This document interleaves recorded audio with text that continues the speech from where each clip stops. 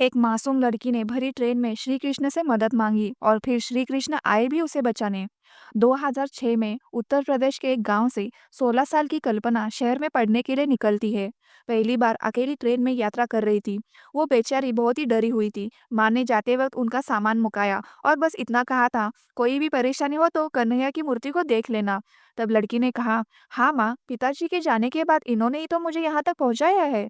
माँ ट्रेन से उतर गई और घर चली गई। उधर ट्रेन अगले स्टेशन पर पहुंची तो बहुत ही भीड़ हो गई थी और कुछ गलत नियत वाले लोग उसके आसपास मंडराने लगे और कल्पना को घूरने लगे। और जब ट्रेन आगे चल पड़ी तो एक आदमी उसके साथ बुरा बर्ताव करने लगा।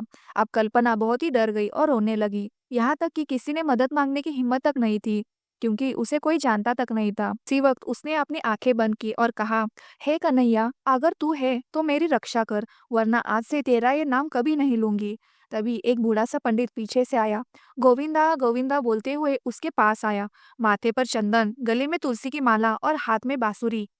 वो बोला, क्या बेटी, थोड़ी देर के लिए मैं क्या चला गया, तू तो रोने लगी। अब आगे चल, तुम्हारी शिक्षिका तुम्हें बुला रही है।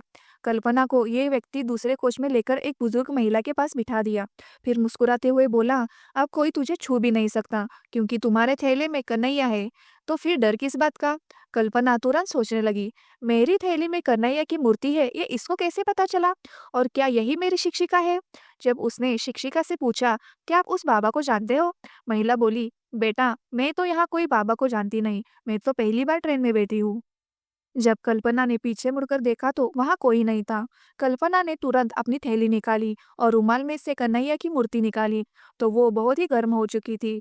अब उसे सब कुछ समझ आ गया था कि वो और कोई नहीं बल्कि स्वयं भगवान श्री कृष्ण थे। अगर आपको भी लगता है कि श्री कृष्ण अपने भक्तों की रक्षा आज भी करते हैं तो कमेंट में जरूर लिखिए, जय श्री कृष्ण।